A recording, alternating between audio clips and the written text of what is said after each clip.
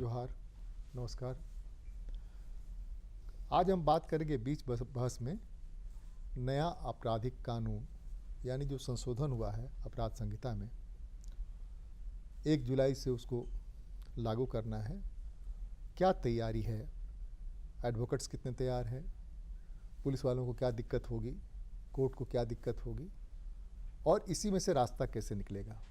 इसलिए कि बहुत सारे सेक्शन जो पहले से चले आ रहे हैं उस नए कानून में जो नया संशोधन हुआ है वो भी बदलेगा या ज्यों का त्यों रहेगा। तो आज इस पर मैं ज़्यादा नैरेट नहीं करूँगा, बेहतर है कि जो एक्सपर्ट हैं हमारे पैनल में उन्हीं से बात करते हैं। पहले परिचय कराते हैं हमारे पैनल में जो लोग हैं। आप हैं मनोज कुमार सिंह जो रिटायर्ड DIG हैं, स्वागत है आपका। आप हैं नित्यानंद सिंह जो एडवोकेट हैं सिविल कोर्ट में, आपका भी स्वागत है।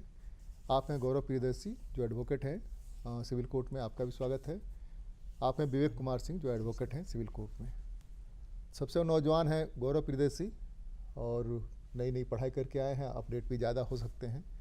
इसलिए गौरव से मैं शुरू करता हूँ, क्या कठिनाई होगी? बेसिकली सबसे पहले इसमें हम लोग ये जानते हैं कि क्या बदलाव आने वाला है। तो 3 तरह के कानून थे, इंडियन पीनल कोड ऑफ 1860 और criminal procedure code of 1973 and Indian evidence act of 1872। ये 3 कानून थे। पहले इंडियन क्रिमिनल प्रोसीजर कोड को चेंज किया गया था, वो भी पुराना ही था, उसको 1973 में फिर से अमेंड करके नया क्रिमिनल प्रोसीजर कोड लाया गया। और अब इन तीनों क्रिमिनल कोड की जगह पे 3 नए कानून आ रहे हैं, जिसमें भारतीय न्याय संहिता, भारतीय नागरिक सुरक्षा संहिता और भारतीय साक्ष्य अधिनियम। ये 3 नए कानून आ रहे हैं जो हमारे देश में जो क्रिमिनल प्रोसीजर है एज वेल एज जो सब्सटैंशियल लॉ है क्रिमिनल लॉ के लिए और जो एविडेंस के रिगार्डिंग लॉ है, इन तीनों को चेंज करेंगे। और इन तीनों का जो तिथि है लागू होने की तिथि 1 जुलाई 2024 से है। सबसे पहले हम लोग इस चीज़ को समझते हैं कि आखिर इन तीनों जो नए कानून आ रहे हैं, जो क्रिमिनल लॉ में चेंज आ रहा है, ये बेसिक क्या चेंज कर रहे हैं जो पुराने कानून थे उससे। सबसे पहली चीज़ जो ये चेंज कर रहे हैं जो आपका भारतीय न्याय संहिता में है रिगार्डिंग पनिशमेंट। तो पनिशमेंट के रिगार्डिंग, दंड के रिगार्डिंग जो पहले पनिशमेंट होते थे इंडियन पीनल कोड में, उसके अनुपात में एक नई पनिशमेंट को उसमें इंट्रोड्यूस किया गया है, that is the community service. Community service को इंट्रोड्यूस किया गया है। और इसमें एक चैलेंज, जो सबसे बड़े चैलेंज है, इसमें जो है IPC नहीं लिखा जाएगा, सामुदायिक सेवा लिखा जाएगा। नहीं सर, ये होगा यहाँ पे भारतीय न्याय संहिता, BNS होगा। BNS, हाँ जी। अब IPC की जगह पे BNS लिखा जाएगा, भारतीय न्याय संहिता जी। तो इसमें एक जो नया पनिशमेंट जिसकी बात की गई that is community service. Community service की बात की गई है, लेकिन कहीं पे भी ना ही भारतीय न्याय संहिता में ना ही भारतीय नागरिक सुरक्षा संहिता में ये बताया गया है कि आखिर कम्युनिटी सर्विस क्या होगा। भारतीय नागरिक सुरक्षा संहिता में बस ये बात बोला गया है कि जो जज हैं, जो मजिस्ट्रेट हैं, जो कोर्ट है, वो आपको कम्युनिटी सर्विस के हिसाब से आप कम्युनिटी सर्विस करने के लिए ऑर्डर कर सकते हैं। और ये भी जो भी पिटी ऑफेंस है, लेसर ऑफेंसेस हैं, जो हल्के अपराध हैं, ठीक है, उसमें ये कम्युनिटी सर्विस का पनिशमेंट दिया जा सकता है। तो सबसे पहली चीज़ जो सब्जेक्टिविटी ये आ रही है कि आखिर क्या कम्युनिटी सर्विस करना पड़ेगा, उसके बारे में कोई जिक्र नहीं किया गया है तीनों अधिनियम में, ठीक है। एक मिनट थोड़ा सा, आप ही क्या कि एक मजिस्ट्रेट ने एक फैसला दिया था कम्युनिटी सर्विस का ही, इसमें कहा था कि गीता या कुरान का वो लेकर के बांटो जी, जिसको लेकर के बहुत हंगामा हुआ, फिर ये बात खत्म हो गई, उनको विड्रॉ करना पड़ा। तो ये कम्युनिटी सर्विस अगर डिफाइन नहीं होगा तो जज साहब क्या तय करेंगे, कैसे तय करेंगे? जी, यही सबसे बड़ा सवाल है जो इस तीनों जो अधिनियम है उसमें इसको एड्रेस नहीं किया गया है कि आखिर क्या होगा कम्युनिटी सर्विस। कम से कम अगर आप एक इलस्ट्रेटिव एग्जांपल भी दे सकते थे, इलस्ट्रेटिव लिस्ट भी दे सकते थे कम्युनिटी सर्विस के बारे में कि ये सारे कम्युनिटी सर्विसेज में आ सकते हैं। इसके अलावा ये एग्जॉस्टिव लिस्ट नहीं है, इसके अलावा जज चाहे तो और भी कोई इंक्लूड कर सकते हैं, लेकिन किसी तरह की कोई भी बात नहीं की गई है कम्युनिटी सर्विस के बारे में। तो ये कंप्लीटली डिस्क्रिप्शन ऑफ जज साहब के अंडरस्टैंडिंग पर है कि वो क्या समझते हैं जी, उनके विवेक पे निर्भर करके तो बहुत सारी गड़बड़ी हो सकती है जी। बिल्कुल नहीं मानने कि आप हमको यही कहे वाला कर रहे हैं, यही वाला कहे नहीं कर रहे हैं, मैन टू मैन वैरी करता जाएगा। जैसे पहले था ना जेल वाले में भी संशोधन हुआ, खुला जेल बना करके हुआ, तो वो बहुत मैंने क्या कहेंगे, लाभकारी नहीं हो सका, बहुत प्रैक्टिकल नहीं हो सका। बने तो हाँ, आप पूरा करिए अपनी बात। जी सर।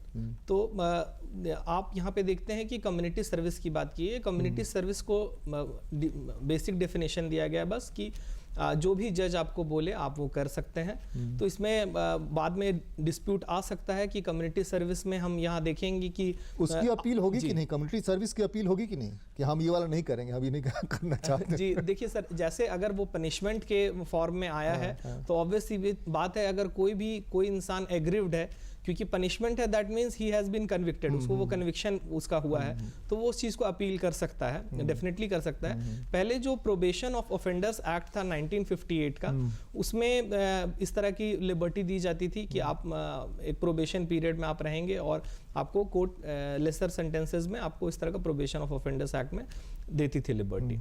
ठीक है, तो ये कम्युनिटी सर्विस का एक बहुत इंपॉर्टेंट चेंज जो लाया गया है पनिशमेंट में। एक राउंड हम इस पर चला लेते हैं, फिर आपके पास लौटते हैं। विवेक जी। हाँ जी। अभी गौरव ने जो बताया, जी हाँ, उसमें आपको क्या लगता है कम्युनिटी सर्विस वाले मामले में जो नया संशोधन है? एक्चुअली लॉ में हर एक चीज़ डिफाइंड होती है।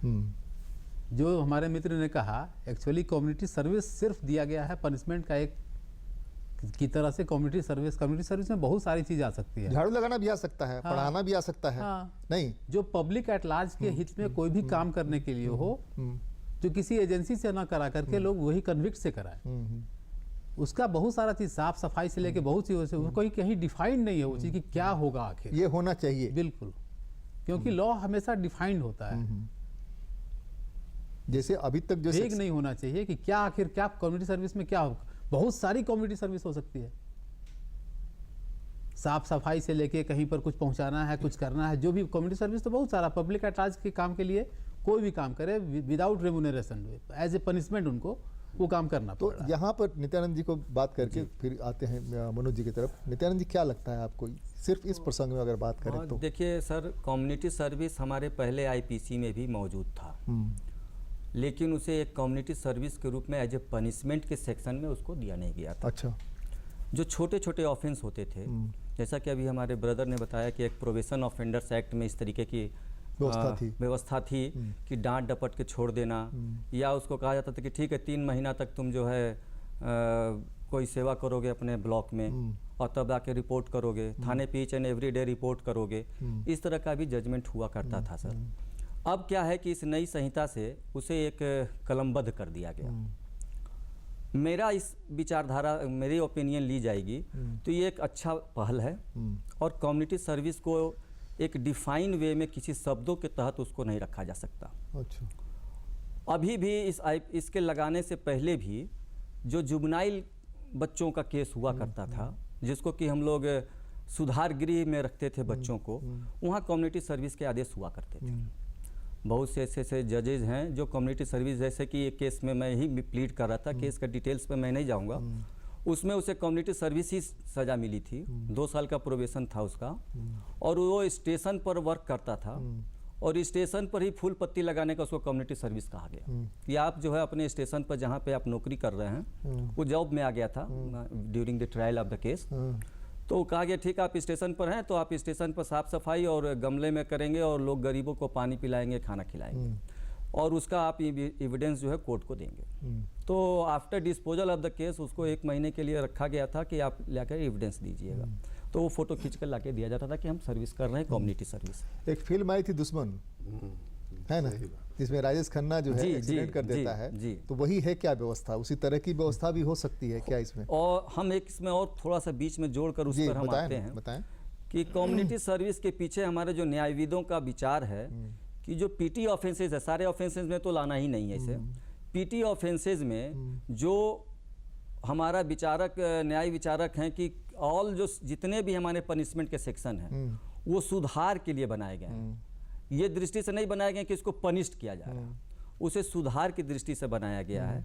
तो सुधार में एक ये सुधार की व्यवस्था अगर हो जाती है तो जो पीटी ऑफेंस में बकरी चोरी में है, सुअर चोरी में है, इस तरह के जो ऑफेंस में जो लोग हैं उनको अगर अपने गांव देहात में कोई कम्युनिटी सफाई का या कोई पानी पिलाने का या किसी प्रकार का कोई 2 साल का 6 महीने का अगर कर दिया जाए तो इससे न्याय विचारकों को एक विचार आया कि शायद कम्युनिटी में एक उससे फीलिंग भी आएगी कि हम जो किए थे उसका हमने पश्चाताप भी कर लिया, और लोगों को भी आएगा कि भाई ऐसा है कि हमको नहीं करना चाहिए। तो कम्युनिटी सर्विस को और भी हम अगर थोड़ा सा एलोबोरेट करें सर, तो हमारे जेल के व्यवस्था में भी कम्युनिटी सर्विस चल रहा है। हमारी जो बिरसा मुंडा जेल है वहाँ पे साबुन बनाई जाती है। वो किसके लिए बनाई जाती है? सर्विस नहीं है सर। एक बात हम कह रहे हैं सर, हम बात कर रहे हैं वो रिगरियस इम्प्रिजनमेंट के तहत हम लोग ले जा रहे हैं, लेकिन वो जो कम्युनिटी के लिए जो हम हेल्प कर रहे हैं वो उसके लिए उसको पे करते हैं। और कम्युनिटी सर्विस में भी सर ऐसा कहीं नहीं उल्लेख है पूरे न्याय संहिता में कि जो कम्युनिटी सर्विस करेगा उसे रिनोमिनेशन नहीं मिलेगा। रिनोमिनेशन मिलेगा। यही तो दोनों कह रहे हैं ना, भेग वाली बात आपने स्पष्ट नहीं किया ये दोनों जी। तो रिनोमिनेशन मिलना इज कहा जाए कि वो पनिशमेंट नहीं है, ये बात नहीं है।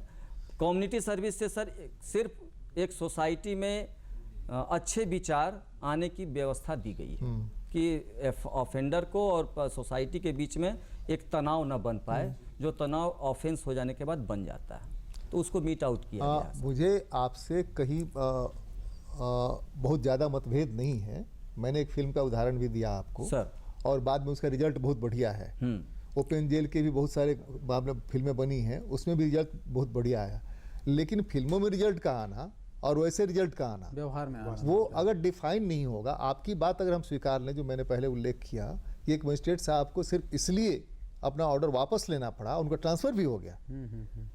उन्होंने तो बहुत सामान्य सजा दी थी ना भाई कि ये ले जाकर के आपको वितरित करना है, इतने 100 कॉपी ले जाकर वितरित करना है। उसमें ऐसा कुछ नहीं था, हाय तौबा मच गया उस पर, जिससे विद्वेष भी कम होता है, इससे विद्वेष भी कम होता। जो आप थोड़ा मनोज जी से बात करते हैं। Manoj ji, as a police अफसर विभिन्न पदों पर रहते हुए आपने बहुत सारे मामले देखे हैं, निपटाए हैं, तो आपको क्या लगता है कि न्याय संहिता में इसको डिफाइन नहीं होना, मैं मानता हूं कि जजेस के विवेक पर छोड़ा जा सकता है, मैं मानता हूं, लेकिन मेरा मानने से बात बनती नहीं है। मैं कौन होता हूं मानने और मनाने वाला? आपको क्या लगता है? नहीं, जितना मेरा अनुभव रहा मेरे पुलिस पदाधिकारी के रूप में कार्य करने का जी, उसमें जब भी कहीं कोई किसी तरह की आपराधिक घटना घटती थी तो जो पीड़ित पक्ष था और वो तो बिल्कुल ही एग्रेसिवली सामने आता था इस चीज को लेकर के कि भाई इसको पनिशमेंट होना चाहिए। साथ में पूरा उस इलाके के उस सोसाइटी के लोग उसके साथ खड़े हो जाते थे और ये मांग करते थे पूरी जबरदस्त रूप से कि जो क्रिमिनल है उसको अच्छी सजा। अभी भी देखिए किसी मामले में, बहुत मामूली मामले में फांसी की सजा की मांग होती है, जबकि पूरी दुनिया में है कि फांसी की सजा को न्यूनतम किया जाए, रेयरेस्ट ऑफ द रेयर। तो ये चल रही है, फिर भी मांग होती है, इसलिए कि जिसको नुकसान हुआ और जिसने उसके नुकसान को समझा वो तो कहता है कि जितना ज्यादा हो सकता है उतना सजा मिलनी चाहिए। तो उसको अगर वहां भेज रहे हैं तो और पीटने का खतरा। खैर जी, नहीं तो वही जैसा कि ये जो परिवर्तन जो किया गया है तीनों क्रिमिनल लॉज में, तो सबसे अच्छा ये जो भारतीय दंड संहिता था, पहले नाम ही था दंड संहिता, लेकिन अब इसको बदल के किया गया है भारतीय न्याय संहिता। तो न्याय दिलाने का मतलब ही हुआ कि जो विक्टिम है, जैसे हम लोग अपने प्रशिक्षण के दौरान भी क्रिमिनोलॉजी का जो अध्ययन करते थे उसमें ये देखा जाता था कि विक्टिम का क्या परसेप्शन है, विक्टिम उस चीज़ से संतुष्ट है कि नहीं। तो मुझे आशा है और विश्वास भी है कि न्यायविदों द्वारा निश्चित रूप से जो विक्टिम पक्ष हैं उनको ध्यान में रखते हुए ये कम्युनिटी सर्विसेज के जो हैं, जैसा कि हमारे गौरव जी ने ये कहा कि इसका इलस्ट्रेशन बिल्कुल क्लियर कट होना चाहिए, क्योंकि ये न्याय का जो देने का जो प्रावधान है वो इतना वास्ट है कि आप उसको डिफ्रेंशिएट नहीं कर पाएगा। जैसा खुद हम लोगों ने अभी कहा कि भाई किताब बांटने वाली बात है या सर्विस करने वाली बात है, या आपने एक फिल्म का जिक्र किया, तो फिल्म में भी आपको याद होगा कि जो विक्टिम है उसने पहले उसके सर्विस को, क्रिमिनल के सर्विस को एक्सेप्ट नहीं किया, अंतिम तक भाई, अंतिम तक नहीं किया। तो यही चीज है, आप अगर विक्टिम के पक्ष से देखते हैं, विक्टिम के नजरिए से देखते हैं, तो विक्टिम आपका कभी स्वीकार न करेगा कि उसके यहाँ जो अपराध किया उसके बदले में वो कम्युनिटी सर्विस कर रहा है और उससे हम संतुष्ट हो गए। इस संहिता को मुझे लगता है कि यहाँ कंक्लूड करते हैं कि जज साहब अपने विवेक से जो फैसले लेंगे, आने वाली सरकारें उसमें देखेंगी इबर्ट्स क्या हो रहा है, उसके हिसाब से शायद और अमेंड करें और उसको ये क्लियरिफाई करें। क्या गौरव? जी सर, इसमें यही चीज़ है द पॉइंट कि हम लोग रिफॉर्मेटिव थ्योरी ऑफ पनिशमेंट पे चल रहे हैं और जो लॉ आया है वो बिल्कुल सही डायरेक्शन में बढ़ रहा है कि रिफॉर्मेटिव होना चाहिए, प्यूनिटिव नहीं होना चाहिए। क्योंकि अगर पिटी ऑफेंस है, कोई छोटा क्राइम किया गया, उसमें बहुत सारे लोगों को जानकारी नहीं होती है कानून की और कभी कभी गलती से वो कर देते हैं, मिस्टेक से कर देते हैं, फर्स्ट टाइम ऑफेंडर हैं। दरअसल यह मान्यता ही है कि हर किसी को कानून पता है, हर कोई संविधान पढ़े हुए है। जी सर। इस मान्यता से सारा कुछ शुरू होता है। जी दिक्कत ये है कि हमको लगता है कि कानून की जानकारी नहीं है, ये कोई एक्सक्यूज नहीं है। हाँ, ये डिक्टम है ये। जी। और साथ में सर इसमें ये चीजें अरे हमको मांस खाने का मन किया, बकरी उठा के ले गए। हमको मांस खाने का मन किया, मुर्गी चल रही थी, मुर्गी उठा के ले गए, लेकिन मुर्गी चुराने का आरोप लग जाएगा हम पर, हम पनिश्ड हो जाएंगे। ये तो हमको पता ही नहीं था। साथ में सर यही है कि एक मिनट गौरव को कंप्लीट कर लें। हाँ, तो सर इसीलिए ये रिफॉर्मेटिव जो लॉ आया है ये बिल्कुल सही डायरेक्शन में चल रहा है। क्योंकि जिस तरह से आपने बात की कि ओपन जेलों की, ओपन जेल का भी कॉन्सेप्ट आने का यही रीज़न था ताकि जो पर्सनल लिबर्टी है, जो उसकी लाइफ है अंडर ट्रायल या जो मतलब कन्विक्ट की जो लाइफ है, क्योंकि देखिए हमारा जो सिर्फ दंड देना जो जैसे पुराना कोड जो था भारतीय दंड संहिता, अभी उसको ये कर दिया गया नागरिक सुरक्षा संहिता। तो हम इसको जस्टिस की तरफ मोड़ना चाह रहे हैं। अब हमारा प्यूनिटिव नेचर नहीं है, सिर्फ दंड देना नेचर नहीं है, ठीक है। इसी वजह से आप देखेंगे कि भारतीय न्याय संहिता में भी कुछ चीज़ें जो सुप्रीम कोर्ट के द्वारा जिनको अनकॉन्स्टिट्यूशनल कर दिया गया, उन सारे ऑफेंसेस को हटा दिया गया। चाहे वो आप एडल्ट्री की बात की जाए या फिर आप मतलब 377 की बात की जाए, ये सारी चीज़ों को सेक्शन 377, सेक्शन 497 एडल्ट्री, ये सारी चीज़ों को नए भारतीय न्याय संहिता में इसको जगह नहीं दी गई है। क्योंकि कुछ चीज़ें समय के साथ बदली और उसमें बदलाव ज़रूरी था।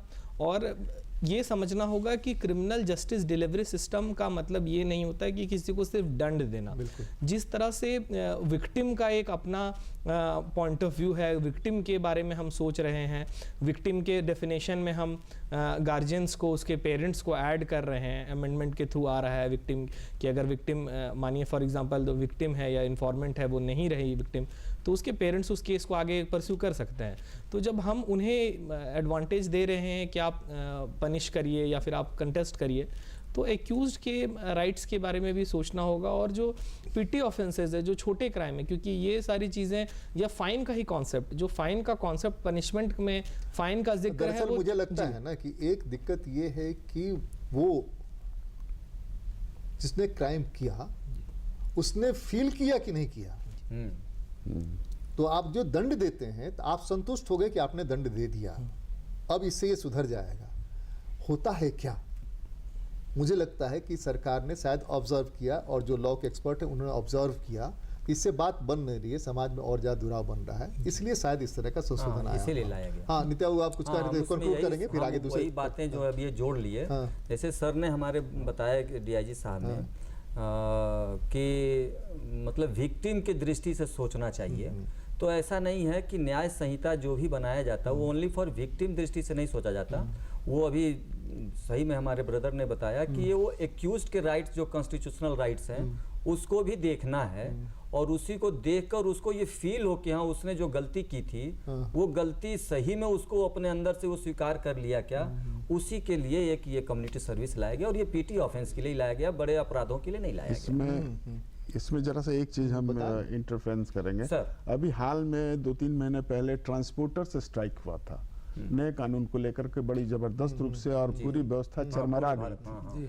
वो नए कानून के प्रावधान के लिए सारे ट्रक ड्राइवर्स और ट्रांसपोर्टर्स की जबरदस्त हड़ताल हुई थी, आम जीवन बुरी तरह से प्रभावित हुआ। इसमें तो एक्यूज्ड को राइट को लेकर के ही आंदोलन हुआ था। तो नई व्यवस्था में इस चीज को देखना है, जैसे पहले 304A में 279 304A में हम लोग नेग्लिजेंस एंड रैश ड्राइविंग में उसको 2 साल 3 साल का पनिशमेंट देकर हटा देते थे डेथ होने के केस में। लेकिन अब जो नए प्रावधान हुए तो सारे माने पोटेंशियल एक्यूज्ड जो ट्रक ड्राइवर्स या ट्रांसपोर्टर्स हैं उनको लेकर काफी हंगामा हुआ।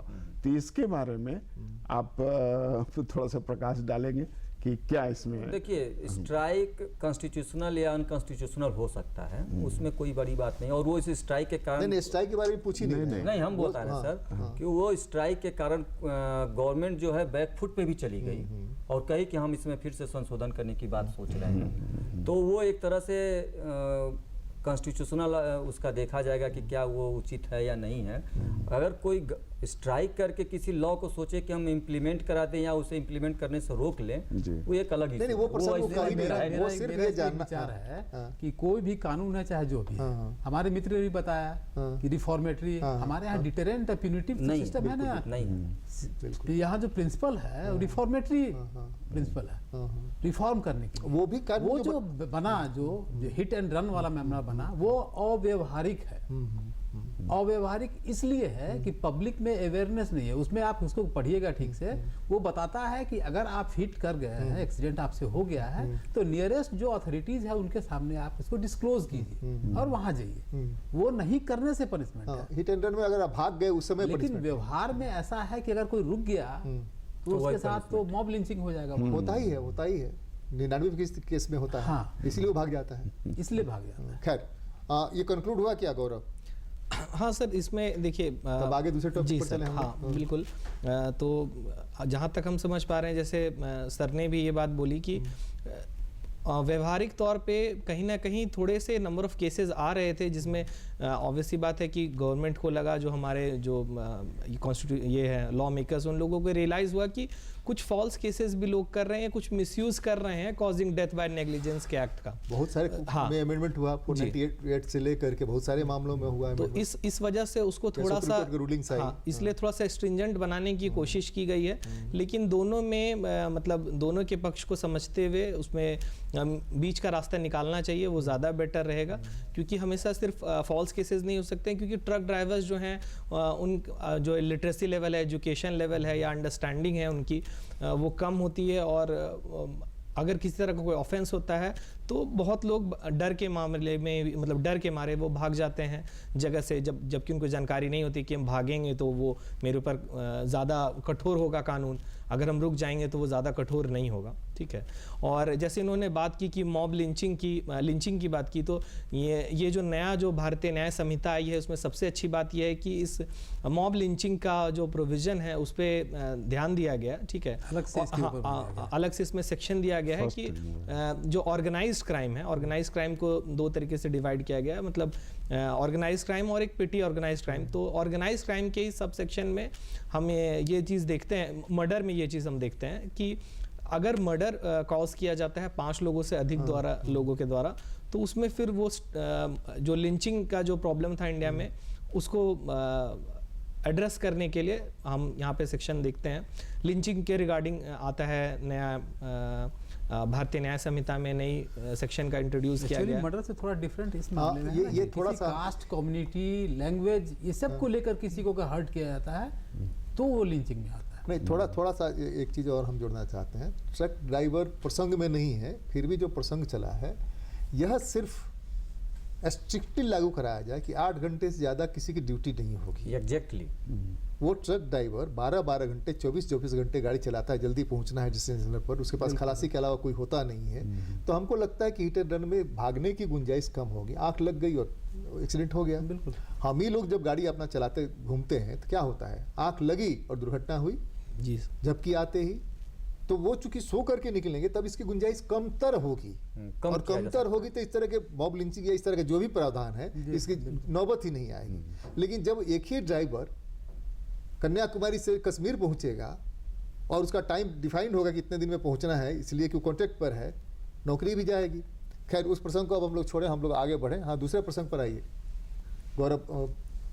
तो इसमें अब हम लोग जैसे भारतीय न्याय संहिता में मैंने बताया कि बहुत सारे नए जो ऑफेंसेस हैं, जैसे ऑर्गेनाइज्ड क्राइम और पिटी ऑर्गेनाइज्ड क्राइम, इन सारी चीज़ों पे, टेररिस्ट एक्ट पे बहुत सारा नया सेक्शंस आए हैं। जो हम देखते हैं कि जैसे टेररिस्ट एक्ट का जो सेक्शन है वो जो यूएपीए के सेक्शन 15 की बात करता है, जिसमें अनलॉफुल असेंबली की बात की जाती है।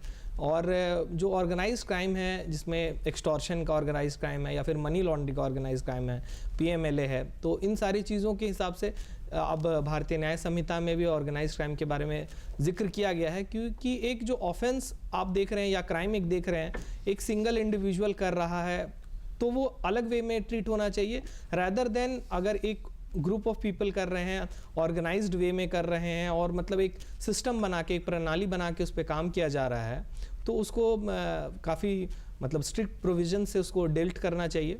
ठीक है। और जहाँ तक बात भारतीय नागरिक सुरक्षा संहिता की है, तो उसमें काफ़ी चीज़ें नई जो ऐड की गई हैं वो regarding provisions of the bail है। बेल के बारे में जिक्र किया गया है, बेल को डिफाइन किया गया है, बेल बॉन्ड को डिफाइन किया गया है। और दूसरी चीज़ अच्छा, बेल पर थोड़ा सा बेल पर सुप्रीम कोर्ट का लगातार ये आता है कि इस मामले में ऐसे बेल मिल जाना चाहिए था, इस मामले में बेल मिल जाती, लेकिन बेल का मामला जो है वो हमेशा नॉन अवेलेबल बना रहता है।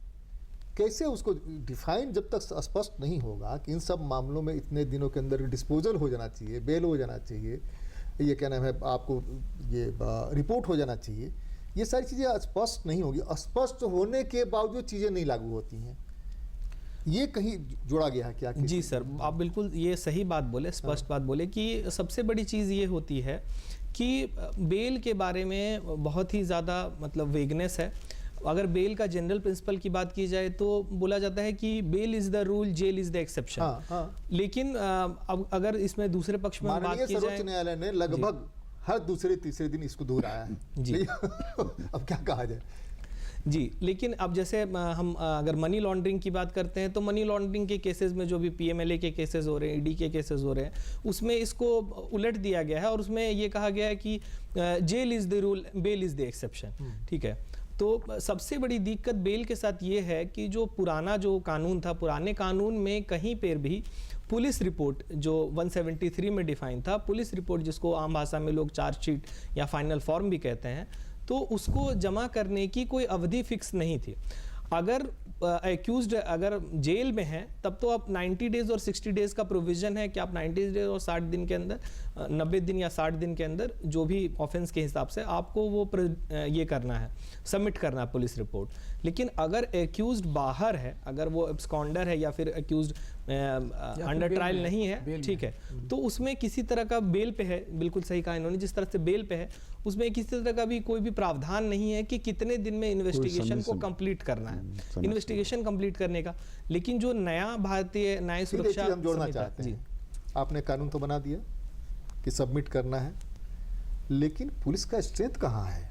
थानों में जो क्रिएटेड पुलिस का स्ट्रेंथ है उसके हिसाब से आप चेक कर लीजिए, तो वो तो कहता है कि भाई आपने हमको विधि व्यवस्था में लगा दी, हम ही को अनुसंधान भी करना है, हम ही को ट्रैफिक भी देखना है। तो ये जब तक क्लियर कट नहीं होता है तब तक उससे एक्सपेक्ट करना कि 3 महीने में, 4 महीने में, 6 महीने में, इसी का वो फायदा उठाते हैं कि सर हम तो वहाँ व्यस्त हो गए थे, वो जुलूस निकल रहा था, वो धरना हो रहा था, वहाँ पर घेराव चल रहा था, वहाँ हम व्यस्त थे तो वहाँ नहीं जाते तो कुछ हो जाता। ये डिफाइंड नहीं है और डिफाइन हो भी नहीं सकता है। अब डॉक्टर अगर 500 की जगह पर 100 होंगे तो पेशेंट्स की क्या स्थिति होगी आप समझ सकते हैं। ये हमको लगता है थोड़ा सा क्लियर होना चाहिए था, आप लोग बेहतर बताएंगे। हाँ, आप बताइए, आपने जारी रखिए गौरव जी। हाँ, तो सर आप बिल्कुल सही बोले कि देखिए हम जो नया कानून देख रहे हैं उसमें देख रहे हैं कि हर चीज़ का एक समय सीमा अवधि दी गई है ताकि स्पीडी ट्रायल हो सके, ट्रायल जल्दी हो सके, चार्जशीट सबमिट जल्दी हो सके, पुलिस रिपोर्ट जल्दी दे, सारी चीज़ें, तो उसका एक अवधि दिया गया है। लेकिन पुलिस जो है उसका सिर्फ एक ही काम नहीं है कि जो क्रिमिनल जस्टिस सिस्टम पे वो अपना सारा फोकस देते रहे, ठीक है, उसको लॉ एंड ऑर्डर भी मेंटेन करना है। और इसमें जो संख्या जो कम है पुलिस ऑफिसर्स की, पुलिस पर्सनल्स की जो संख्या कम है, वो कहीं ना कहीं इस वजह से भी दिक्कत आती है, जो जस्टिस सिस्टम में लेट होता है, क्रिमिनल जस्टिस सिस्टम डिलीवरी में लेट मतलब वक्त लग जाता है लोगों को, ठीक है। तो इसमें दोनों चीज़ों को ध्यान में रखना है। अगर सिर्फ कानून बन जाएगा और उस पे उसके अनुसार से कुछ और बदलाव नहीं आएगा, वर्कफोर्स में बदलाव नहीं आएगा, अगर और पुलिसकर्मियों की बहाली नहीं होगी, उनको इसके बारे में जागरूक नहीं किया जाएगा कि आपको इस विधि में इतने अवधि में इसको जमा करना है, तो ये कानून फिर किसी काम का नहीं रह पाएगा अगर आप ज़्यादा लोगों को नहीं मनोज जी वहाँ नेतरहाट में ट्रेनिंग इंचार्ज से DIG थे, वहाँ मैं गया था क्लास लेने के लिए। ये तो वहाँ बिड़ा करके अपना भाग गए वहाँ से, हमको बहुत जरूरी काम है, IG साहब बुला रही हैं। और वहाँ हम गए तो यही सवाल हमसे दरोगा लोग पूछ रहा था। अब हम क्या जवाब दें कि अदालत कहती है कि हमको चाहिए, हम वहाँ पर भीड़ मैनेज कर रहे हैं, हम वहाँ पर धरना देख रहे हैं, हम कहाँ से देंगे सर आप बताइए। हम बोली तो मनोज जी आएंगे तो बताएंगे DIG साहब, इस पर हमको जवाब नहीं दे सकते। इंफ्रास्ट्रक्चर नहीं, ये इसमें जैसे इम्यूनिटीज, ये सब बहुत जगह, बहुत से जगह अभी सरकार के द्वारा ये कोशिश की जा रही है अभी जो लगातार। पुलिस महिला है उसके शौचालयों की जो दशा है, ये चर्चा का विषय ये नहीं है कि आप जा नहीं सकते हैं, वो पानी कम पीती हैं। और सिर्फ उन्हीं का नहीं है, जितनी सरकारी महिलाएं हैं कुछ को छोड़कर डिपार्टमेंट में, यूनिवर्सिटीज में जाकर के देख लीजिए, दिन भर पानी नहीं पीती हैं। अब यह ट्रेन में जो ट्रेन चलाती हैं महिलाएं, उनको वाकी टाकी से सूचना देनी पड़ती है कि अगले जगह पर हमको शौचालय के लिए जाना है। अब बताइए कहाँ खड़े हैं हम लोग। तो ये व्यवस्था नहीं हो, खीर खानी है तो खीर के लिए दूध चाहिए ना भाई, खीर के लिए चावल चाहिए, बिल्कुल, बिल्कुल। आग भी चाहिए, इंफ्रास्ट्रक्चर तो चाहिए ही चाहिए, वो मस्ट है। हाँ विवेक जी इसमें ऐड कर, आप कुछ बोल रहे थे ना। हम ये कह रहे थे कि जैसे हम लोग नई व्यवस्था के तहत जो हो रहा है, तो एक सब पुलिस विभाग के द्वारा इस पर पूरा संवेदनशील है। और जैसे हम लोग प्रशिक्षण पर हमेशा ध्यान देते हैं, और हम लोगों ने खासकर झारखंड राज्य में जो प्रशिक्षण संस्था बनी हुई है, जैसे नेतरहाट, हजारीबाग का पुलिस प्रशिक्षण अकादमी मूसाबनी में, तो हम लोगों ने अब इसी पर कहा कि जो नए कानून आ रहे हैं उनको लागू करने के लिए ये बिल्कुल रिगरस और गहन प्रशिक्षण का कार्यक्रम शुरू किया जाए, ताकि जब तक आपको अच्छी तरह से प्रशिक्षित नहीं किया जाएगा, नए जो तीनों कानून आए हैं उनका प्रॉपर इम्प्लीमेंटेशन होना संभव नहीं हो पाएगा। तो इसीलिए अब पूरा थर्स्ट है कि और पुलिस विभाग जो है इन न्याय के जितने कानून हैं, जो क्रिमिनल लॉज और न्याय संहिता और भारतीय साक्ष्य अधिनियम, इसको लागू कराने की पूर्ण जिम्मेवारी, अगर पूर्ण नहीं तो कम से कम अधिकतम जिम्मेवारी तो पुलिस विभाग की। इसलिए प्रशिक्षण जिम्मेवारी उसकी है। इसलिए प्रशिक्षण जो है यहाँ पर सर्वोपरि हो जाता है कि उनको अच्छी तरह से प्रशिक्षित किया जाए। तो प्रशिक्षित अगर आपका पुलिस फोर्स रहेगा तो आपको इसका रिजल्ट बेहतर सामने आएगा। जी। आप दोनों को हालांकि बेसिक्स वही है, बहुत ज्यादा परिवर्तन नहीं है जी, कुछ लेकिन चीज को हटाया गया है, कुछ नया जोड़ा गया है। बेसिक्स तो वही है। नहीं, लेकिन अंतर ये चीज है कि पहले क्वीन के लिए बनाया था, ब्रिटिशर्स के लिए बनाया गया था, उनके प्रोटेक्शन के लिए बनाया गया। जी, जो लोक कल्याणकारी जो व्यवस्था स्टेट वेलफेयर स्टेट है, इसलिए नाम से ही बताता है, जैसे भारतीय नागरिक सुरक्षा संहिता, नागरिक सुरक्षा संहिता, दंड प्रक्रिया संहिता नहीं है। फिर उसी तरह से दंड विधान नहीं है, न्याय संहिता है। तो जब नाम से ये झलक रहा है कि हमें अपने नागरिकों के लिए क्या करना है, तो उसी तरह से आपको प्रशिक्षित करके आपको करना होगा। कॉलोनियल एरा का बना हुआ कानून था। जी जी जी, ये औपनिवेशिक जो छाप थी उसमें, हाँ, वो धब्बा हटाने का प्रयास किया गया। जो उस समय जो गवर्नमेंट थी, ब्रिटिश जो ईस्ट इंडिया कंपनी थी, उसके प्रोटेक्शन के लिए आप देखिएगा waging war against the country को बहुत हार्श बनाया गया था। जी जी जी। वो समय के हिसाब से। और फिर से अभी जो टेक्नोलॉजी है, पहले वो टेक्नोलॉजी नहीं हुआ करती जी, उसको एविडेंस में कैसे आप लाएंगे, इन्वेस्टिगेशन कैसे करेंगे, एडवांस टेक्नोलॉजी के चलते जो परिवर्तन आना है, जो पहले नहीं था वो सब चीज़, अब वो आ रहा है। इसलिए इसकी भी नितांत आवश्यकता तो थी ही, और लेकिन नई चीज़ है, लोगों के सामने आएगी, लोगों को अडॉप्ट करने में कुछ समय लगेगा। जैसे हमारे प्रशिक्षण कार्यक्रम में पहले आर्टिफिशियल इंटेलिजेंस का कहीं कोई जिक्र नहीं होता था, लेकिन अब हर एक प्रशिक्षण संस्थानों में ये आर्टिफिशियल इंटेलिजेंस एक अलग सब्जेक्ट के रूप में ही नहीं हो सकता। साइबर और बगैर उसको हाँ नित्या। हाँ, इसमें और सर एक चीज़ बता रहे थे कि भैया ठीक बोल रहे हैं कि जो चीज़ें थी वो अंग्रेजों काल की थी, उसको सुधारा गया और हमारे देश के संस्कृति और देश के लोगों के अनुसार इसको बनाया गया, और काफ़ी हद तक उसको हम लोग अचीव भी करेंगे। थोड़ा सा अवेयरनेस की ज़रूरत है। बीच में सर एक हम लोगों के वार्तालाप में एक बेल का मैटर पर चल रहा था, तो बेल का क्या है कि अभी हमारे ऑनरेबल सुप्रीम कोर्ट के चीफ जस्टिस ऑफ इंडिया भी कई बार ये बोल चुके हैं कि नीचे की अदालतें जो हैं वो बेल मैटर पर बहुत ही संकुचित विचारधारा रख रही हैं, वो अपने पावर का भी सदुपयोग नहीं कर रही हैं। बेल का पहले भी यही वो खतरा सिस्टम, तो ये रहता है ना, उन पर इल्जाम लग सर, जाएगा ना। सर, वही। ये इस खतरे से वो कैसे बचे? तो बेल में पहले भी था, बेल का मतलब ही है कि आप किसी को अगर बिहाइंड दी बार रख रहे हैं तो ओनली फॉर की इन्वेस्टिगेशन प्रॉपरली आप बिल्कुल बिल्कुल और वंस इन्वेस्टिगेशन रिपोर्ट है सबमिटेड बिफोर द कोर्ट, बिल्कुल। तो अब उसको बार के पीछे रहने की जरूरत नहीं है, वो बाहर आएगा, उसका अपना आर्टिकल 21 इन्फ्रिंज कर जाएगा। लेकिन क्या है कि वही आप जो अभी बात कर रहे आर्टिकल हैं, 21 अगर इम्प्लीज कर जाए ना तो सारा समस्या ही खत्म है।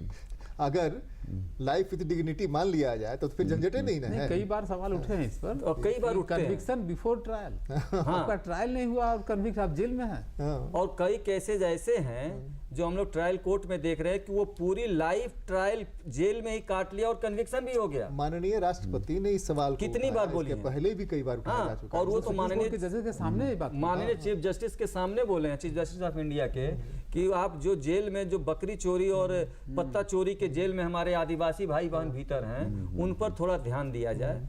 तो ये सब चीज़ें इस एक्ट जो आई है सर, इसमें कुछ समयबद्ध बनाया गया, टाइम लिमिट दी गई है, तो शायद हम उम्मीद करते हैं कि अवेयरनेस हो जाने के बाद हम लोग बहुत हद तक वो लास्ट हर्टेड जो गांव में बैठा व्यक्ति है उसको न्याय दिला पाए। गौरव प्रियदर्शी जी बिल्कुल सर, बिल्कुल इन्होंने सही कहा कि सबसे बड़ी चीज़ दो चीज़ें हैं इसमें, कि एक पहली चीज़ ये है कि प्रशिक्षण, क्योंकि जो सारा दारोमदार है वो पुलिस ऑफिसर पुलिस वालों के ऊपर ही है, तो पुलिस ऑफिसर्स पुलिस ऑफिशियल्स का प्रशिक्षण बहुत ज़्यादा ज़रूरी है। और जैसा इन्होंने कहा कि इसको बदलाव करने की आवश्यकता थी भी, क्योंकि जैसे हम भारतीय साक्ष्य अधिनियम की बात करते हैं जो इंडियन एविडेंस एक्ट को रिप्लेस मतलब उसको नई तरह से लागू करता है, तो उसमें जो पुराने इंडियन एविडेंस एक्ट थे उसमें हम हैंड राइटिंग की बात करते थे कि हैंड राइटिंग एक्सपर्ट की बात करते थे, और जो अभी जो नया आपका भारतीय साक्ष्य अधिनियम आया है उसमें फिंगरप्रिंट्स की बात की गई है कि एक्यूज्ड अगर अरेस्ट नहीं हुआ उसका फिंगरप्रिंट्स लिया जा सकता है। तो ये सारे बदलाव आने ज़रूरी थे, क्योंकि पहले तो फिंगर प्रिंटिंग की टेक्नोलॉजी नहीं थी उस समय, तो इस वजह से लोग हैंड राइटिंग पे फोकस करते थे। अब फिंगर प्रिंटिंग की टेक्नोलॉजी है तो वो भी ज़रूरी है, अगर साक्ष्य जमा करने के लिए हमें अगर फिंगरप्रिंट लेने की आवश्यकता पड़े तो वो भी लेना चाहिए। और जो पुलिस को भी इस बारे में शिक्षित करना इसलिए ज़रूरी है क्योंकि जो अंतिम काम है, जो काम ग्राउंड पे जो वर्क है, चाहे फिंगरप्रिंट लेने का या कोई भी चीज़ साक्ष्य इकट्ठा करने का, इन्वेस्टिगेशन में जो भी वो मदद लेते हैं या टाइम बाउंड मैनर में इन्वेस्टिगेशन को कंप्लीट करना है, तो इन सारी चीज़ों के लिए उनको प्रशिक्षित करना बहुत ज़रूरी है, उनको उनकी ट्रेनिंग होनी चाहिए। सही मामले में सबसे ज़्यादा इसमें ट्रेनिंग जो है वो पुलिस ऑफिसर की होनी चाहिए और कोर्ट्स की होनी चाहिए एंड लॉ ऑफिसर्स की होनी चाहिए। जी, अपने को स्ट्रेंथन करना चाहिए, एडवोकेट्स को। जी बिल्कुल। तो पुलिस ऑफिसर्स हो गए, आपका जुडिशियल ऑफिसर्स हो गए, लॉ ऑफिसर्स हो गए, और पब्लिक एट लार्ज लोगों को भी इसके बारे में थोड़ा जागरूक करने की आवश्यकता है, क्योंकि अगर लोग नहीं जागरूक होंगे तो क्योंकि देखिए हम ये मान के चलते हैं कि लोग को कानून पता होगा, लेकिन अगर कानून में अगर किसी तरह का बहुत बड़ा बदलाव आ रहा है तो लोगों को भी जागरूक करना, लीगली अवेयर करना ज़रूरी है, क्योंकि बहुत बड़े बदलाव के लिए हो सकता है वो तैयार ना हो, उनके जानकारी में उन्होंने कभी इस तरह का नहीं देखा। ठीक है, तो ये सारी चीज़ें हैं। और जो बहुत बड़ी बात आप लोगों ने उठाई, जो सबसे बड़ा आज के डेट में क्रिमिनल जस्टिस सिस्टम का जो सबसे बड़ी समस्या है वो अंडर ट्रायल्स की है, कि जो अंडर ट्रायल है जिसका कन्विक्शन नहीं हुआ है वो जेल में ही रह जाता है। ठीक है, कई मामलों में कोई भी उसका बेल के लिए नहीं मूव करता है, इस वजह से कई मामलों में ये होता है कि बेल के लिए वो मूव कर पाता है, लेकिन कोई भी इंसान उसकी श्योरिटी बनने के लिए या कोई भी ऐसा इंसान नहीं रहता उसके पास जो सक्षम हो इतनी श्योरिटी देने के लिए, ठीक है, ताकि वो रिलीज हो सके बेल पे। तो इसकी वजह से अंडर ट्रायल प्रिजनर्स काफ़ी सालों तक जो मतलब पूरी की पूरी पनिशमेंट है, अगर उस ऑफेंस की अगर 10 साल की सज़ा है उसमें, तो वो 10 साल तक की अवधि वो जेल में ही बिता देते हैं, बीइंग एन अंडर ट्रायल। ठीक है, तो ये सारी चीज़ों को बेलर नहीं मिलता है। जी बिल्कुल, लंबा समय बिता देने के बाद गांव वाले भी तैयार नहीं होता है, कल हमारा क्या होगा। खास करके जो बाहर के एक्यूज हैं, हाँ, उनको यहाँ पर लोकल सिक्योरिटीज के लिए बहुत मशक्कत करनी पड़ती है। अब जब आधार का जमाना है बिल्कुल। पैन का जमाना है, तब तो इसमें जो ऐड करना चाहिए ना भाई, उसका आधार पैन लेकर के आप करिए। जी, हम लोग को इन व्हाट्सएप का जमाना है, आपसे फोन पर उससे बात कर लीजिए, नहीं बिल्कुल कि वो तैयार है कि नहीं तैयार है, वो अपना दे रहा है कि नहीं दे रहा है। नहीं, उसके द्वारा क्यों इंश्योर कराया जाए कि वो आए? हाँ, आप अपना सिस्टम इस तरह से डेवलप कीजिए कि उसका प्रेजेंस को इंश्योर आप कर सकें। नहीं, इसके साथ और भी सर कि अगर वो हाफ से अधिक कस्टडी काट चुका है तो क्यों ना हम उसे पर्सनल बॉन्ड पे छोड़ दें।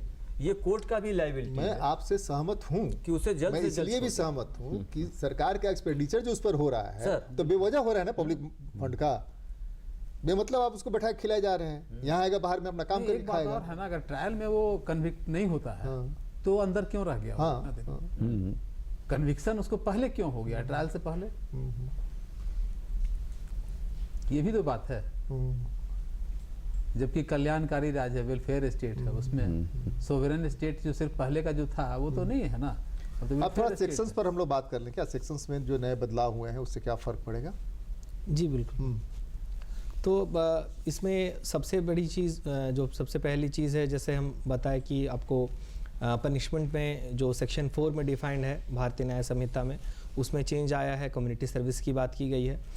फिर आपका एक नया सेक्शन ऐड किया गया है, सेक्शन 69 में, जिसको पहले हम लोग रेप में उसको काउंट करते थे कि अगर फॉल्स प्रिटेक्स्ट ऑफ मैरिज, अगर किसी को शादी का झूठा झांसा देकर किसी तरह का भी उसके साथ संबंध बनाया जाता था तो उस पे रेप के चार्जेस लगते थे। लेकिन अब उसके लिए एक नया सेक्शन लाया गया है, सेक्शन 69, जो ये इन सारे जो डिसिप्टफुल मीन्स हैं, जिसको बोलते हैं कि आप धोखा देकर किसी को डिसीट करके ठग कर आपने किसी तरह से अपनी बात को मनवाया है किसी से, तो नहीं, उसके मुझे लगता है जी। कि यहाँ थोड़ा सा 1 मिनट के लिए रुकना चाहेंगे। बिल्कुल जो सर। केसेस अखबारों में रिपोर्टेड है, उन केसेस को पढ़ करके लगता है कि आप 15 साल से साथ में हो और आपको धोखा देकर क्यों रखे हुए हैं। हाउ इट्स पॉसिबल है?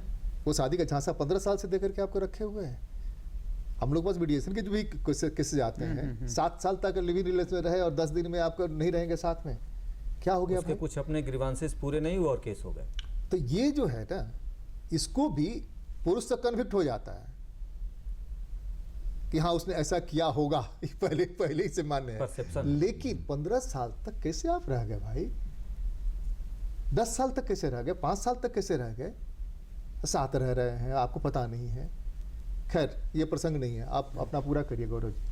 हाँ, तो यहाँ पे हम लोग यही देखते हैं, जैसे आपने बताया कि कोर्ट्स भी इस पे अब रिसेंट जजमेंट आया, सुप्रीम कोर्ट का जजमेंट आया है, जिसमें रीडिंग बिटवीन द लाइंस का कॉन्सेप्ट आया है कि अगर जैसे पुराने जो सीआरपीसी में 482 में प्रोविज़न दिया गया है inherent power of the high court, तो inherent power of the high court में क्वाशिंग का पावर था और सारे जजमेंट्स आए, और रीडिंग बिटवीन द लाइंस के जजमेंट ने बेसिकली ये देखा कि आप सिर्फ एक एफआईआर को सिर्फ लाइंस ना पढ़ते चले जाइए, आप इस रीड बिटवीन द लाइंस, मतलब आपको ये समझना है कि आखिर कहानी क्या होगी, ठीक है, आपको इस पे भी ध्यान देना है। हम लोग पत्रकारिता में ही जी। पढ़ाया जाता है, कुछ नहीं करना है, बिटवीन द लाइन आपके पास अगर आ गया तो सब हो जाएगा पूरा। चलिए, तो वही चीज़ें हैं, क्योंकि बहुत सारे लोग जो हैं वो लिव इन रिलेशनशिप्स में रहते हैं और फिर किसी तरह का डिस्प्यूट हो जाता है लोगों के बीच में, तो उसके बाद इस तरह के केसेस होते हैं।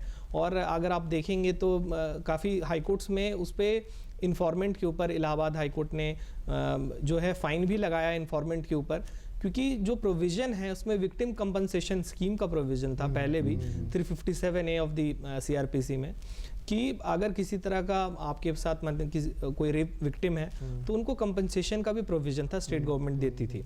तो बाद में यहाँ पे देखा गया, इलाहाबाद हाई कोर्ट के कुछ जजमेंट्स में आया कि कुछ लोग जो सिर्फ केस कर देते हैं, एफआईआर कर देते हैं, और अब जब कंपनसेशन मिल जाता है तो उसके बाद वो उस केस को हॉस्टाइल हो जाते हैं, केस को आगे कंटेस्ट नहीं करना चाहते हैं, ठीक है। तो ये बहुत ज़रूरी था, क्योंकि जो ये कॉन्सेप्ट आया था पहली बार कि शादी का झांसा देकर आप किसी के साथ अगर संबंध बनाते हैं तो वो रेप माना जाएगा, ये Deepak Gulati versus state of Haryana 2013 में ये जजमेंट आया था, जिसमें हम इस बात का जिक्र किए थे कि कोर्ट ने, सुप्रीम कोर्ट एपेक्स कोर्ट ने ये ऑब्जर्व किया था कि क्या आपका जो ये है जो आपने फॉल्स प्रॉमिस किया है, तो आपका इंटेंशन उसको डिसेप्शन का फ्रॉम इंसेप्शन है कि नहीं, सिंस द वेरी बिगनिंग। मतलब अगर आपने उसको शादी का झांसा दिया था और पहले दिन से आपको ये बात मालूम थी कि आप दोनों की शादी नहीं हो सकती है, और बस आपने एक संबंध बनाने के लिए उसे शादी का प्रलोभन दिया या झांसा दिया, तो उस केसेस में आप उसको रेप के अंदर लेंगे, ठीक है। तो लेकिन इसके अलावा बाकी टेम्पटेशंस, एम्प्लॉयमेंट, प्रमोशंस, इसका भी टेम्पटेशन देकर के इस पर भी है जी। तो इसी वजह से सेक्शन 69 ऑफ द जो BNS आया, उनमें इन सारे डिसिटफुल मीन्स पे बात की गई है कि आप किसी तरह का भी डिसिटफुल टैक्टिक्स करके, किस तरह से आपको प्रलोभन देके किसी तरह का, ठीक है, या फॉल्स प्रॉमिस करके आप उसके साथ इस तरह का संबंध ना बनाएं। अगर संबंध बनाते हैं तो आपको उसमें आपको दंड होगा, ठीक है। तो ये सारी चीज़ों पे और कोई सेक्शन है क्या? हाँ जी, और बहुत सारे सेक्शंस हैं जिसमें आप, जैसे ऑर्गेनाइज्ड क्राइम का सेक्शन है आपका, सेक्शन 112 है और 113 है। तो ऑर्गेनाइज्ड क्राइम अगर देखा जाए तो सही मायने में जो सिंडिकेट है वो एक बड़ी समस्या है, क्योंकि हमारे देश में जो भी मनी लॉन्ड्रिंग है, हवाला है, ये सारी चीज़ें, या एक्सटॉर्शन का जो काम हो रहा है, या फिर आप अगर नारकोटिक्स की बात करते हैं, चोरी की बात करते हैं बड़े लेवल पे, तो सारी चीज़ों में एक ऑर्गेनाइज्ड सिंडिकेट वर्क कर रहा है उसके पीछे, एक सिंगल इंडिविजुअल नहीं है। तो सबकी लाइबिलिटी ड्रग्स के जितने मामले हैं तो बड़ा सिंडिकेट काम कर रहा है, इंटरनेशनल सिंडिकेट है। हाँ, तो बिल्कुल, तो आप जब इंटरनेशनली आप इस तरह के ऑफेंसेस होते हैं तो ये इसमें ऑर्गेनाइज क्राइम को अगर जगह दी गई है भारतीय न्याय संहिता में सेक्शन 112 में, तो ये बहुत ज़रूरी था, क्योंकि इसी तरह से जो बड़े सिंडिकेट है, बड़े काम है, उसमें हम उसको एड्रेस कर पाएंगे।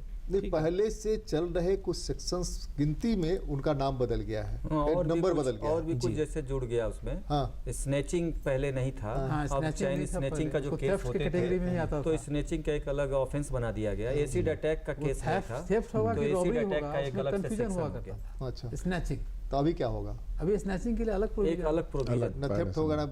हाँ, वो अब स्नैचिंग के एक अलग का एकदम बिल्कुल शीर्षक हो गया स्थापित। तो इस तरीके से बना था उसमें, शायद स्नैचिंग इस तरह से नहीं हुआ करता। तो इस तरीके का ये केसेस बढ़ाकर, सेक्शंस बढ़ाकर काफी वहाँ तो चोरी होती, डकैती होती थी, गए और अपना लूट के चले, बक्सा उठा के लेके भाग गए, इस तरह से। नहीं, स्नैचिंग के लिए हम लोग के पास कोई और पुलिस विभाग को चाहे लॉयर्स के पास एक ही मामला था, इसको 379 में ही लगाओ जी, चोरी कराओ, चोरी में ही लगाओ, जबकि वो चोरी नहीं है, वो तो स्नैचिंग है, उससे ज्यादा ग्रेवियस ऑफेंस है वो। लेकिन उसको कोई सेक्शन नहीं था तो लगाना भी मुश्किल था। जैसे पहले इलेक्ट्रिसिटी थेफ्ट में 379 लगता था, अब स्पेशली 135, 138 लगता है इलेक्ट्रिसिटी एक्ट में आ गया वो। जो फिजिकल चीज तो चोरी नहीं हो रहा है। बहुत लगता है पानी चोरी में भी 379 लगता है। हाँ, सब चोरी, चाहे जिस चीज का चोरी, चाहे हीरा का करे चाहे खीरा करे, 379 नहीं लगेगा। तो अब वो समझ बदल गया, अब थोड़ा सा चीजें आ गई। 124 में भी चेंजेस आए हैं। हाँ, 124 तो समाप्ति भी बदला है क्या? सेडिटेशन तो समाप्ति का सेक्शन बदला है, नंबर बदला है क्या? नंबर बदला है। तो जो बहुत सारे ऑफेंस तो जस के तस हैं, उसका सेक्शंस बदल गया है, लोग को याद करना पड़ेगा। दरोगा जी को लिखना है या आईओ को लिखना है, यहाँ पढ़ना है, 1 जुलाई दिमाग तो आपका बना नहीं सर, लेकिन दोनों जगह किताब उपस्थित रहेगी और दोनों लोग देख के नहीं, किताब तो रहती ही है, किताब तो हमेशा से रहती है जी। हालांकि रेट्रोस्पेक्टिव इफेक्ट तो है नहीं इसका। जो पुराने केसेस जो चल रहे हैं 1 जुलाई से पहले जो इंस्टीट्यूट हुए होंगे वो तो पहले पुराने वाले केसेस ही कायम होंगे। अब हम कंक्लूड करेंगे, सबको 1-1 मिनट का समय मिलेगा कंक्लूजन में, कि कुल मिलाकर के तीनों जो बदलाव हुए हैं उस बदलाव को आप किस रूप में देखते हैं? देखिए, बदलाव तो इसलिए भी आवश्यक है ना कि जिस समय का कानून बना हुआ था उस समय बहुत सारे चीज ऐसे थे जो अभी के समय में रिलेवेंट, अभी के हिसाब से रिलेवेंट नहीं है, या अभी जो चीज है उससे कानून उससे कोई वास्ता नहीं रखता है। बहुत सारे टेक्नोलॉजी में बदला हुआ, बहुत सारे गजट आए हैं, मोबाइल है, इलेक्ट्रॉनिक डिवाइस है, उसका एविडेंस कैसे होगा जिस समय उसकी चर्चा भी नहीं थी। अमेंडमेंट हुआ है जरूर, समय समय पर अमेंडमेंट हुआ है, लेकिन फिर भी उसका बेसिक्स बिल्कुल बदल देना, क्योंकि वो गुलामी की एक छाप भी थी, कॉलोनियल एरा का बना हुआ था, और खास करके वो भारतीयों के लिए नहीं बन करके ब्रिटिश के प्रोटेक्शन के लिए बना हुआ था, इसलिए इसका बदलाव तो जरूरी था। और जो भी बदलाव कुछ भी आता है तो शुरू में थोड़ी परेशानियां। चलिए गौरव प्रियदर्शी, तो ये बिल्कुल सबसे ज़्यादा समय आपने लिया, कंक्लूड करिए 1 मिनट में। जी बिल्कुल, तो मैं यही करना चाहूँगा कि बदलाव ज़रूरी था, टेक्नोलॉजी बदला है, सोसाइटी बदली है, तो सारी चीज़ों को आपको बदलना होगा। इसीलिए हम लोग जो डिजिटल समन्स की बात की जाती है और सारी चीज़ों की, क्योंकि टेक्नोलॉजी के हिसाब से और सोसाइटी के हिसाब से कानून में बदलाव ज़रूरी था। हाँ, थोड़ी सी दिक्कत आएगी, लेकिन समय के साथ अगर हम लोग इस पे ध्यान देंगे, सभी लोग ध्यान देंगे, जागरूकता लाएंगे लोगों के बीच में, लीगल अवेयरनेस प्रोग्राम्स करेंगे, तो फर्दर इतनी ज़्यादा दिक्कत नहीं आएगी। और ये काफ़ी अच्छा जो क्रिमिनल लॉ है ये आगे भी एमेंड होगा, लेकिन काफ़ी अच्छी पहल है, और इसी तरह से आगे बढ़ते जाए, बदलते जाए सोसाइटी के साथ, तो अच्छा रहेगा। नित्यानंद सिंह, ये एक अच्छा एक्ट है, ये एक अच्छा कानून है, और हम सब लोगों को बदलाव का स्वागत है। बदलाव का स्वागत किया जाए और सब मिलकर इस बदलाव को हर जन जन तक पहुंचा दिया जाए, ताकि ये इस बदलाव से हमारे सभी नागरिकों को न्याय मिल सके। मनु जी, एज ए पुलिस अफसर जी, इस तीनों कानून में भारतीय साक्ष्य अधिनियम में जो आप तो प्रिंसिपल भी रह चुके हैं ट्रेनिंग स्कूल जो में, नई प्रावधान किए गए, जो साइंटिफिक मेथड को अडॉप्ट करने के लिए ज़्यादा इम्फेसाइज किया जा रहा है, वो निश्चित रूप से आने वाले दिनों में मील का पत्थर साबित होगा। ये तीनों कानून जो, हाँ, बदलाव मील का पत्थर साबित होगा। और अभी आपके सामने वोट भी है, आप वोट देंगे, जैसा बदलाव चाहते हैं वैसी सरकार बनेगी, इसलिए वोट जरूर दीजिए। आप सबको बहुत बहुत धन्यवाद। नमस्कार। नमस्कार।